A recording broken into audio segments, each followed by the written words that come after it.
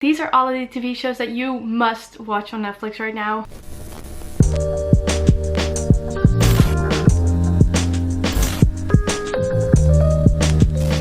Hi guys, and welcome back to my channel. So back in March I did a Netflix recommendations video and you guys seem to really love that, and I love Netflix. So I have some more recommendations that I want to share with you guys today. If you haven't watched the first part of this video, I would recommend you to watch that one as well for obviously even more recommendations. So I will link that video down below, and I will also put it in the eye, which is up here.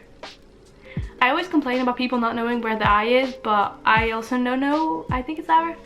I think it's there, but could be that side. Never mind. I'll just link it down below. Let's just get right into the TV show. So let's start off with possibly my favorite TV show ever, which is Grey's Anatomy. This show is about a hospital basically. There's a couple of doctors who start as interns and then they become residents, and then you just watch them grow into like really good doctors. And then it's also a lot about their private life. Like most of the show, like almost everything, is in the hospital and like about the hospital, but then it's kind of also about their private life. Like there's a lot of drama and romance and like stuff like that. I always wanted to watch this when I was younger because I knew a lot of people who really liked this show, but I was always like really scared of hospitals and like everything that has to do with hospitals. Like I literally hated it. That got a bit better over the years, and then I started watching this show about 3 years ago I think, and I watched like the first 3 seasons. Then I quit, but I honestly don't know why. Probably because I was watching on these like random websites where every 2 minutes an advertisement would pop up, and I was just scared that my computer would get hacked or something. So that's probably why I stopped doing that. And then at the end of last year, 2019, one of my friends had Amazon Prime, which has Grey's Anatomy on it, and it's not on like Netflix or something here, so I watched it on her Amazon Prime account, and I didn't remember what happened in the first 3 seasons, so I just watched everything again. So it was really nice of her to let me use her Amazon Prime for it, but then she quit her Amazon Prime when I was on season 9. At that point I didn't really care that I couldn't watch it anymore because I stopped because my favorite characters died. Don't worry, I will not spoil like who my favorite characters are or who dies or anything. So I kind of just stopped watching it because first of all I had nowhere to watch it on, and also I didn't enjoy it anymore without them. So because of those things I quit at season 9, and then I saw a lot of things online like on Instagram, TikTok. I saw so many things about Grey's Anatomy. So because of those things I quit watching it at season 9, but then I saw so many things online about like things that were happening in the like later seasons, and I got so curious. So I was super tempted to watch it again, but I just didn't know where because it was not on Netflix or something. But then my family and I got Videoland, which is this Dutch streaming service. It's kind of like Netflix but then Dutch, I think. So we got that, and Grey's Anatomy was on there, so I watched it on there, and I started at season 1 again.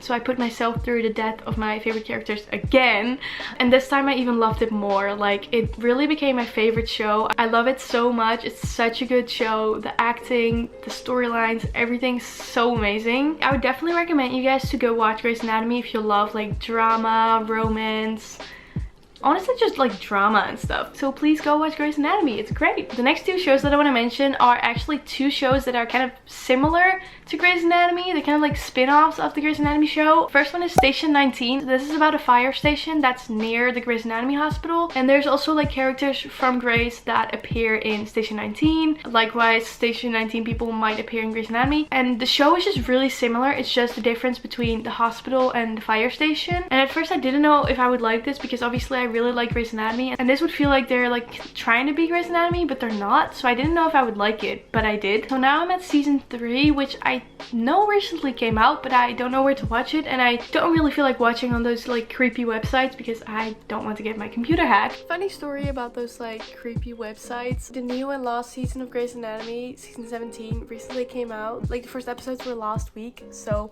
I am watching that on those creepy websites because there's just nowhere else to watch it, and I need to watch it because it's amazing, and I just don't want to see spoilers before I can actually watch it. So I'm just watching that on like those websites. I thought I'd let you guys know. So if I ever get hacked, you know why.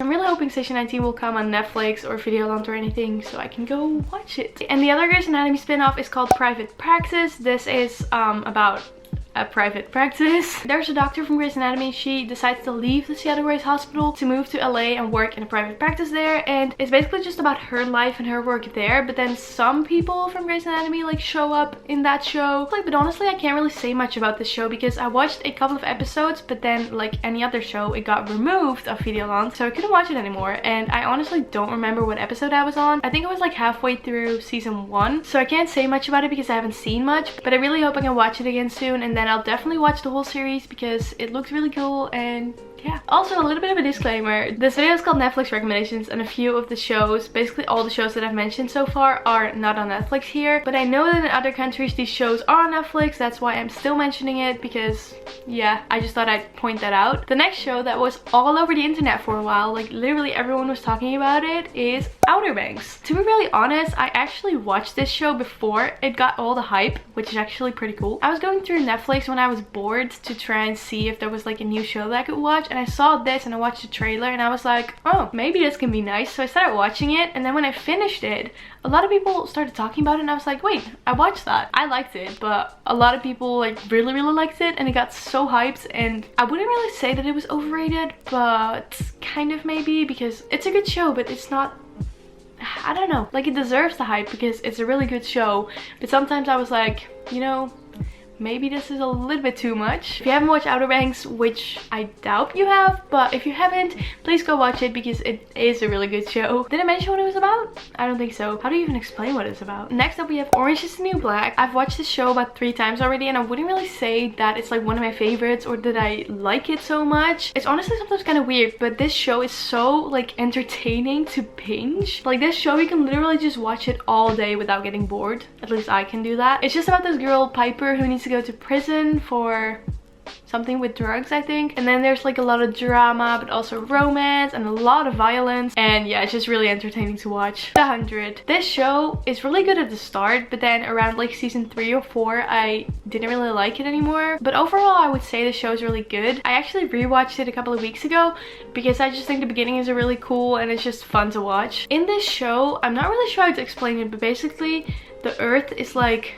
unlivingable. Is that a word? I was trying to say human beings could not live on the earth because of the oxygen or something. So the people on the show were like stuck in the sky in this like huge thing in the sky, and then they sent 100 people, which explains the name of the show, to the ground to see if you can live there. And I think the people they sent were also kind of like prisoners or something, so that if they would die, they would be the prisoners or something and not the normal people. I'm not sure about that though. Anyway, that was to see if they could live on the ground again, and then they were able to live on the ground again, so the other people also came to the ground, and it was just about surviving on the ground. There's a lot of violence in that show though. If you don't like that, don't watch it, but it's a really cool show. And yeah, Shawn Mendes appears in this show, so season 3 episode 1 to be exact. That's not why I watched it, but that's a nice extra thingy. The next show that I think is definitely worth mentioning, I watched this like literally a week ago or something, but it's called Emily in Paris. You might have heard of it before because it's all over the internet the past couple of weeks. I also found out about it because I saw people talking about it on Instagram, and basically what this is about is a girl called